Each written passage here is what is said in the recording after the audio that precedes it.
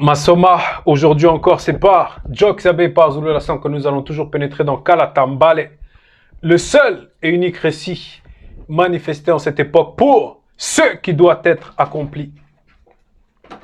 Donc aujourd'hui, nous allons nous rendre dans le livre de Mouta Tedi à la page 484.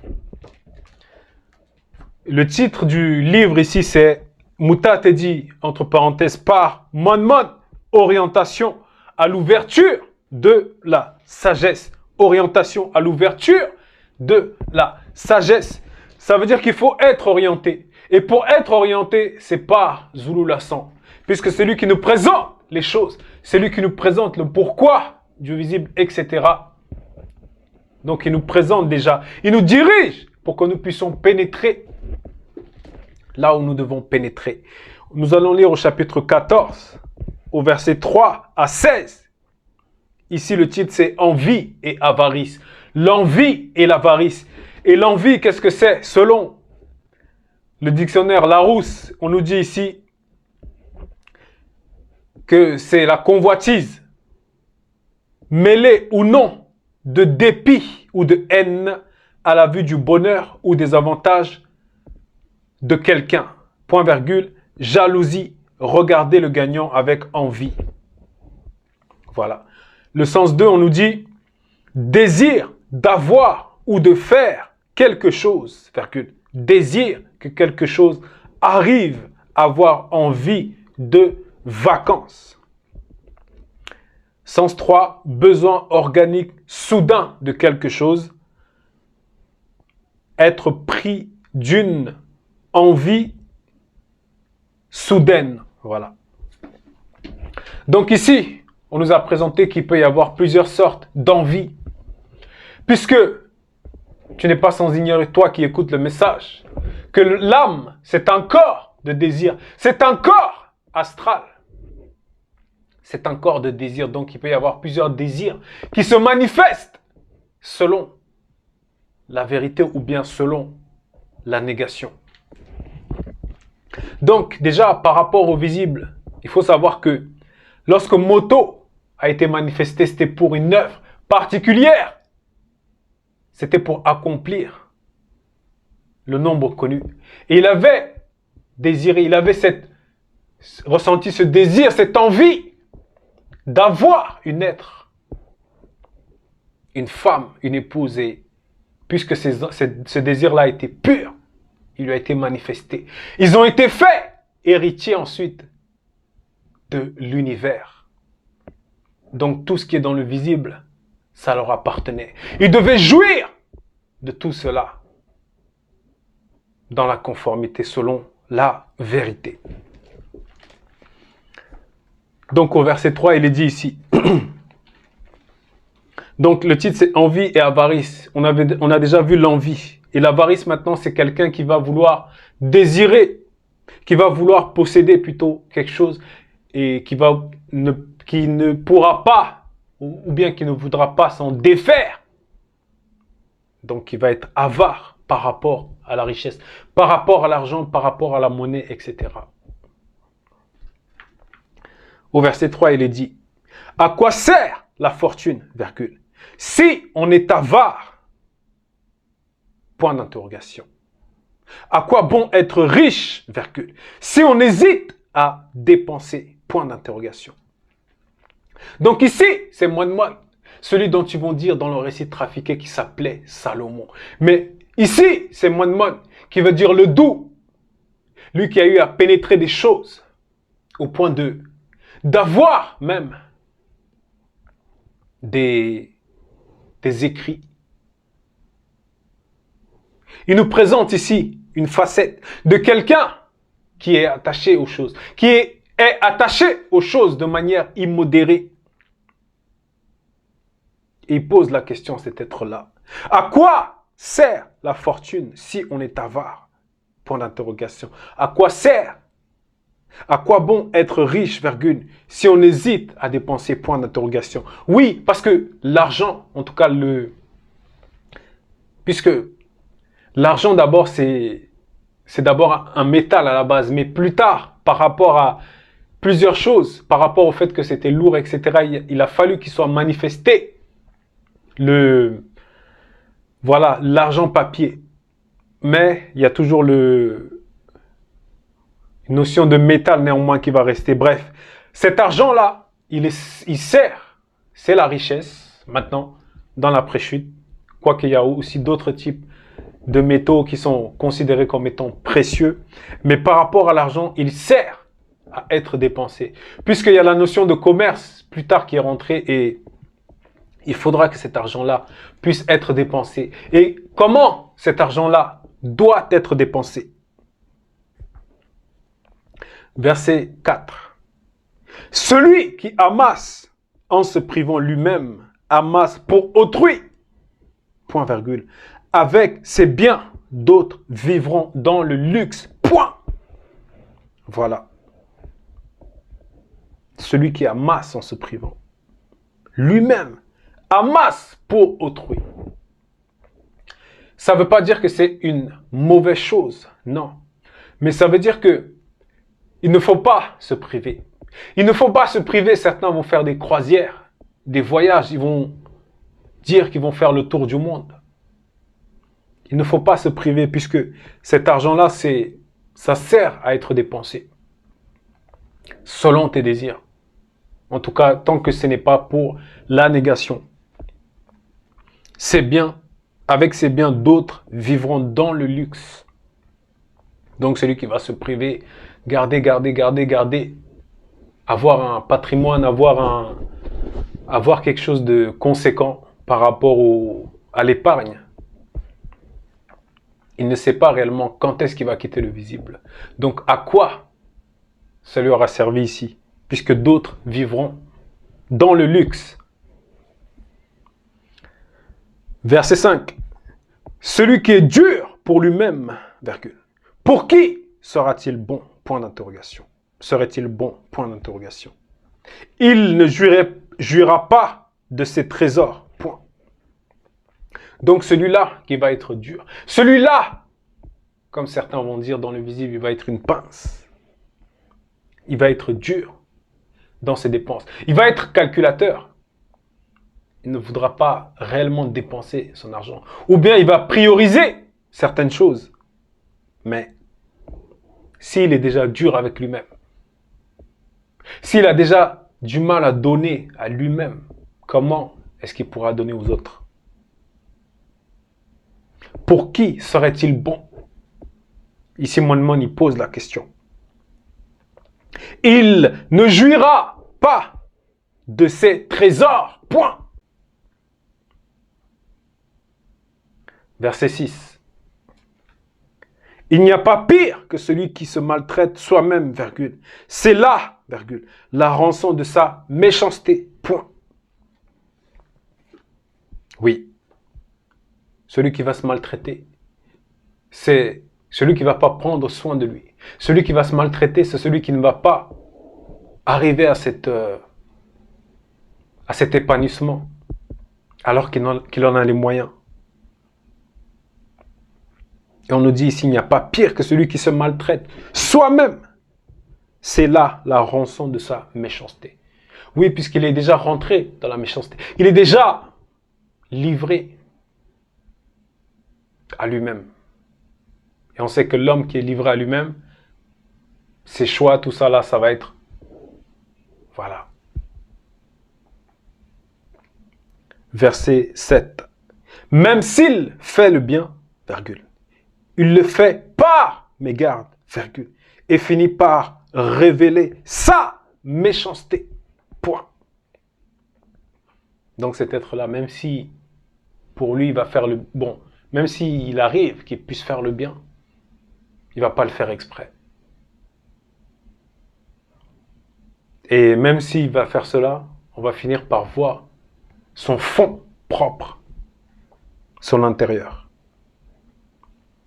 Verset 8. Il est mauvais, virgule. L'homme aux yeux envieux, virgule, qui détourne le visage et méprise les gens.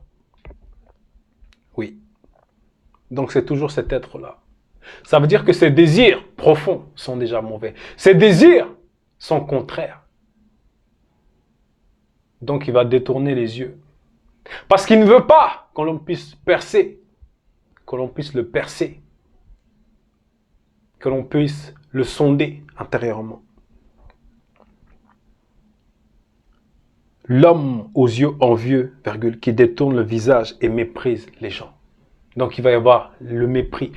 Il va y avoir cette manifestation-là qui est contraire à la loi. Le mépris pour les autres. Il a déjà une haute estime de soi-même. Verset 9. Les yeux de l'insensé ne sont pas satisfaits de sa part, virgule. Une avidité mauvaise trouble son âme, point. Donc les yeux de l'insensé ne sont pas satisfaits de sa part. Donc par rapport au visible, il va y avoir plusieurs sortes et formes de salaire. Ici, nous allons parler par rapport au travail. Il y a ceux qui vont être situés dans la classe pauvre. Il y a la classe moyenne, il y a la classe riche. Et maintenant, il y a les ultra riches. On va prendre quelqu'un qui est dans la classe moyenne, qui va toucher aux alentours de, on va dire, 2000 euros. Ce qu'on remarque souvent, c'est que ce genre de personnes, il y en a certains qui vont en vouloir plus. Oui, parce qu'ils ne sont pas satisfaits. Parce qu'ils ont pris conscience qu'il y a plus que eux. Donc ils vont vouloir avoir, ou plutôt être un autre palier. Et c'est de ça dont on parle aussi ici. Les yeux de l'insensé ne sont pas satisfaits de sa part. Une avidité mauvaise trouble son âme. Point. Donc, certains voudront même avoir un deuxième boulot. Ils vont se mettre à... Voilà. Et journellement, leur corps sera... Voilà, dans le... Leur corps même va ressentir cette fatigue-là. Et forcément, ça sera... L'âme aussi pourra être touchée. Puisqu'on nous dit ici qu'elle est troublée. Mais, premièrement, c'est d'abord l'âme qui veut posséder cela. Donc, il va orienter le corps dans ce sens. Verset 10. L'avare est chiche de pain et il manque à sa propre table. Point. Donc, l'avare ici, ça va symboliser quelqu'un qui aime tellement ses richesses, qui va élever ses richesses à une position où, pour lui, il ne faut pas que ça manque. Pour lui, il ne faut pas que ça puisse diminuer. Donc, il a déjà ouvert des portes selon le mensonge. Puisqu'il est chiche de pain et il manque à sa propre table. Ça veut dire que même pour les plaisirs primaires, pour ses besoins, il va en manquer. Il va en manquer. Verset 11. Mon enfant, si tu en as les moyens, virgule, traite-toi bien toi-même selon le verbe, point virgule, si tu en as l'occasion, virgule. Fais un bon repas, point. Oui, il faut savoir se faire plaisir selon le verbe. Si tu as les moyens ici, comme on nous dit, le repas, les produits de la terre, pouvoir en jouir, c'est le minimum qu'on peut s'offrir. En tout cas, par rapport à cette fréquence-là, de se faire plaisir.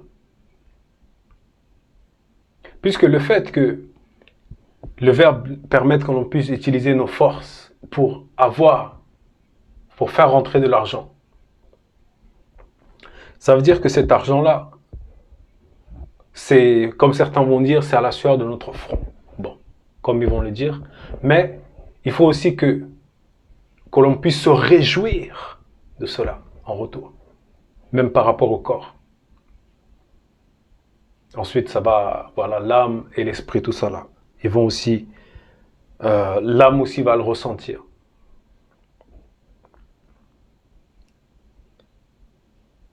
Verset 12. Ne l'oublie pas, virgule. Le moment où tu quitteras, le visible sera bientôt là, virgule. Et tu ne sais pas le jour fixé, point. Voilà. Certains patriarches ont eu cette opportunité de savoir qu'ils allaient quitter le visible. Mais qui, à cette époque, sait lorsqu'il va quitter le visible, qui n'est pas dans le verbe? Le moment où tu quitteras le visible sera bientôt là, virgule. Et tu ne sais pas le jour fixé, point. Verset 13. Avant de quitter le visible, virgule, fais du bien à ton ami, virgule, selon tes disponibilités, virgule. Sois généreux et donne-lui selon le verbe, point. Oui, puisque ça, c'est accomplir aussi la loi. Le fait d'aimer son frère ou sa sœur, le fait d'aimer son ami et de lui offrir ce qui nous semble bon, juste pour nous-mêmes. Mais c'est une bonne chose. Puisque ce désir, ce plaisir qu'on pourrait ressentir si on utilisait cela pour nous-mêmes, mais on permettra que lui puisse le ressentir, qu'il soit dans le besoin ou pas. Avant de quitter le visible, fais du bien à ton ami, virgule, selon tes disponibilités, virgule, sois généreux et donne-lui selon le verbe, point. Oui. La plupart vont payer des voyages, des cadeaux, des bijoux, bref, à leurs amis, quand c'est leur anniversaire, tout ça là. Mais ça, c'est pas interdit, selon le verbe. Tant qu'on a les moyens. Verset 14. Ne te prive pas du bonheur d'un jour, selon le verbe, virgule. Ne laisse pas échapper ta part d'une légitime satisfaction, point. Oui, il ne faut pas se priver du bonheur d'un jour. Souvenons-nous qu'au départ, lorsque moto et mouton ont été manifestés, lorsque moto a été manifesté, ensuite mouton est venu à l'existence. Mais on nous dit qu'ils étaient dans le Mondama Muyenge, donc le jardin d'Éden, certains vont dire. Mais c'était le plaisir. C'était le plaisir qu'ils ressentaient. C'était le bonheur qu'ils ressentaient. Le bonheur d'un jour, selon le verbe. Et moto, voilà, il devait un jour. Ne laisse pas échapper ta part d'une légitime satisfaction. Point. Oui. Le fait que nous soyons conscients que en étant dans le verbe, en écoutant les enseignements, nous sommes héritiers. Il faut que nous puissions jouir de ce bonheur-là. Il faut que nous puissions réjouir nos êtres selon le verbe, même physiquement. Parce que le corps aussi est dans la faiblesse. Mais par rapport au plaisir simple, par rapport au repas, les patriarches, ils festoyaient, ils faisaient des grands repas terribles, avec plusieurs mets, comme on a pu le voir même par rapport à, lorsqu'il y a des gîtes. Tellement de mets, tu manges, tu bois, les fruits à la fin, pour ceux qui aiment, le vin, le matango, c'est pas interdit, mais c'est selon le verbe. Ça doit être modéré par rapport à l'alcool. Oui, verset 15. Ne laisseras-tu pas à un autre le fruit de tes peines, point d'interrogation. Celui de tes fatigues, point d'interrogation. Donc, de même que c'est de toi-même que tu es parti te mettre à l'ouvrage ou bien te dépenser physiquement. Mais il faudra aussi que tu puisses jouir de cela, du fruit de tes efforts. il faudra que tu puisses en jouir. Tu peux laisser un patrimoine à tes enfants, mais il faut que tu ressentes aussi ce plaisir-là, ce bonheur-là. Verset 16 et dernier verset. Donne, virgule, prends, virgule, et réjouis ton âme selon le verbe, virgule, car il n'y a aucun plaisir du visible à attendre dans le non visible, point. Donc, le fait de donner, Dieu Kisabé a donné sa vie pour ses amis. Zulu Lassan nous donne la nourriture par rapport à nos trois êtres. Donc il nous donne. Donc il nous montre l'exemple. Prends, virgule. Prends maintenant, prends ce qui est selon le verbe. Prends si un frère te donne. Prends cette part-là, ce bonheur-là, puisque tu es dans le verbe. Et réjouis ton âme selon le verbe, virgule, car il n'y a aucun plaisir du visible à attendre dans le non-visible, point. Oui, puisque dans le grand ordre des choses, pour ceux qui auront vaincu, ça sera d'autres fréquences, ça sera d'autres vibrations. Même le roi Wembaguinha, lorsqu'il a compris que c'était pour lui le moment, il a ressenti quelque chose et il s'est tourné pour prier. Donc, c'était l'exhortation frères, sœurs, pères, mères anciens. L'envie et l'avarice, l'oba, se glorifient toujours.